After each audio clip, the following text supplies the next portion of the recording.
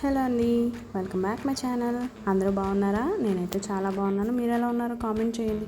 ఈరోజు వచ్చేసి సాంబార్ అండి. ఫంక్షన్ స్టైల్లో రుచి రావట్లేదని బాధపడే వాళ్ళందరికీ కూడా ఈ రెసిపీ నేను పోస్ట్ చేస్తున్నాను. వీడియో మాత్రం మిస్ చేయకుండా ఎండింగ్ వరకు చూసేయండి.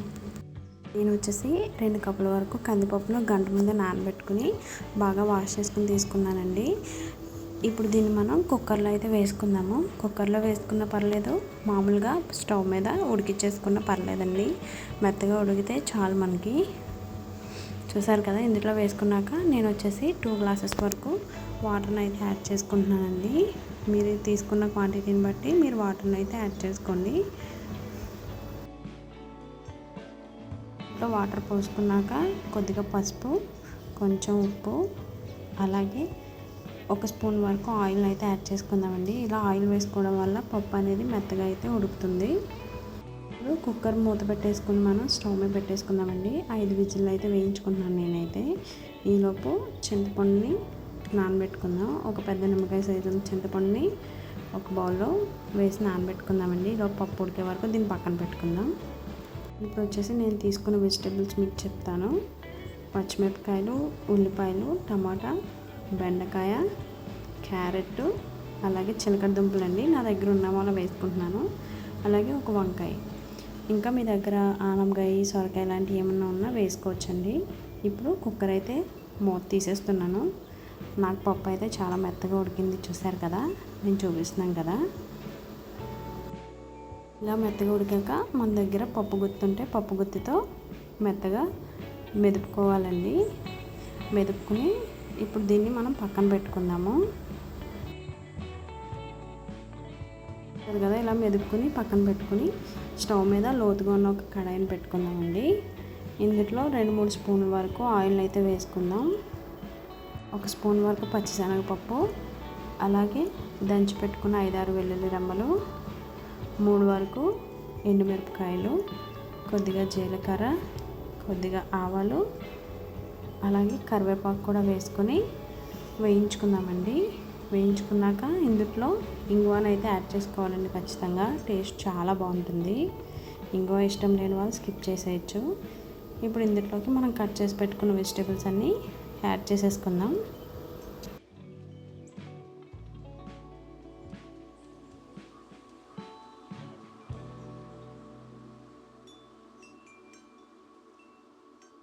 వెజిటేబుల్స్ మొత్తం వేసేసుకున్నాక ఒక్కసారి ఆయిల్లో కలుపుకుందామండి.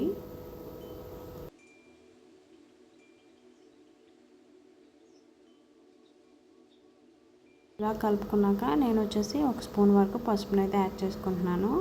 అలాగే ముక్కలు తొందరగా ఉడకడానికి కొద్దిగా కల్లుప్పును కూడా వాడుతున్నాను. కర్రీస్లో ఎప్పుడు కూడా కల్లుప్పును వాడండి, చాలా బాగుంటుంది టేస్ట్ అయితే. ఒకసారి మొత్తం కలిపేసుకుని మనం మూత పెట్టుకుని బాగా మగ్గించుకోవాలండి ఆయిల్లో ముక్కలన్నిటినీ. చూసారు కదా ఎంత బాగా మగ్గినాయో.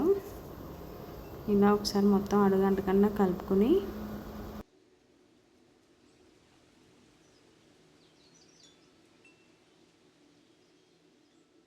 ఇందులో 1 స్పూన్ వరకు అల్లం వెల్లుల్లి పేస్ట్ని వేసుకుని పచ్చివాసన పోయే వరకు వేయించుకుందామండి. నేను ఎప్పుడు ఇంట్లో సాంబార్ పెట్టినా ఖచ్చితంగా తర్వాత రోజు మాత్రం ఇడ్లీ అయితే చేస్తానండి. నేను పెట్టే సాంబార్ అయితే మా ఇంట్లో చాలా ఇష్టం. మీరు కూడా పక్కాగా ఒకసారి ఇలా ట్రై చేయండి. టేస్ట్ అయితే చాలా బాగుంటుంది. అస్సలు మిస్ అవ్వకుండా వీడియోని మాత్రం ఎండింగ్ వరకు చూడండి.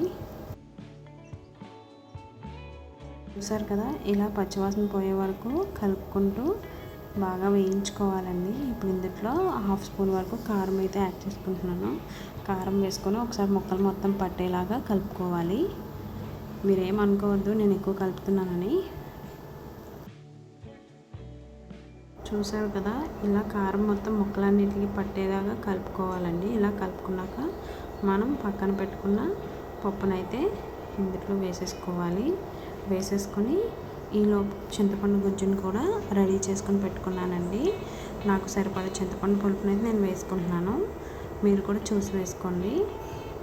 ఇందులోనే ఇప్పుడు 1 గ్లాస్ వరకు వాటర్ని కూడా యాడ్ చేసుకోవాలి. ఎందుకంటే పులుపు ఎక్కువ అవ్వకుండా. వాటర్ వేసుకున్నాక ఒక్కసారి మొత్తం అడుగు నుంచి కలుపుకోవాలండి.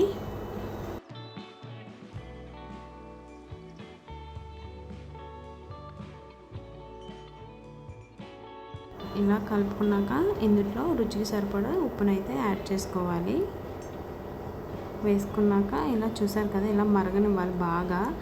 ఎంత బాగా మరిగితే మనకు అంత టేస్ట్ అనమాట. ఇప్పుడు ఇందులో కొంచెం ఒక స్పూన్ వరకు బెల్లాన్ని అయితే యాడ్ చేసుకోవాలి. వేసుకొని ఒకసారి కలుపుకోవాలండి.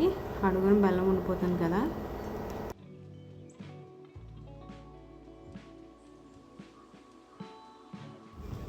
సాంబార్ని బాగా మరిగించుకోవాలండి. ఇలా మరుగుతున్నప్పుడు ఇందులో ఒక స్పూన్ వరకు ధనియాల పౌడర్ని, అలాగే ఒక స్పూన్ వరకు సాంబార్ పౌడర్ని యాడ్ చేసుకోవాలండి. నేను వచ్చేసి ఎంటీఆర్ సాంబార్ పౌడర్ని అయితే యూజ్ చేస్తాను ఎప్పుడు కూడా. టేస్ట్ అయితే చాలా బాగుంటుంది.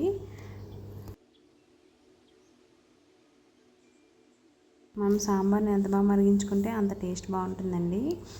అలాగే నేనైతే చివరిలో కొద్దిగా కొత్తిమీర వేసుకొని దించేసుకుంటున్నాను. కావాలంటే ఇందులో మనం కొబ్బరి తురుము కూడా వేసుకోవచ్చండి. కొబ్బరి తురుము వేసుకోవడం వల్ల చాలా రుచిగా ఉంటుంది. మీరు ఒకసారి వీడియోని చూస్తే ఖచ్చితంగా రెసిపీని మాత్రం ట్రై చేయండి. ట్రై చేసి ఎలా వచ్చిందో కామెంట్ చేయండి. చూసారు కదా, రెసిపీ నచ్చితే లైక్ చేయండి, కామెంట్ చేసి సబ్స్క్రైబ్ చేసుకోండి. పక్కనే ఉన్న బెల్ ఐకాన్ని యాక్టివేట్ చేసుకోండి.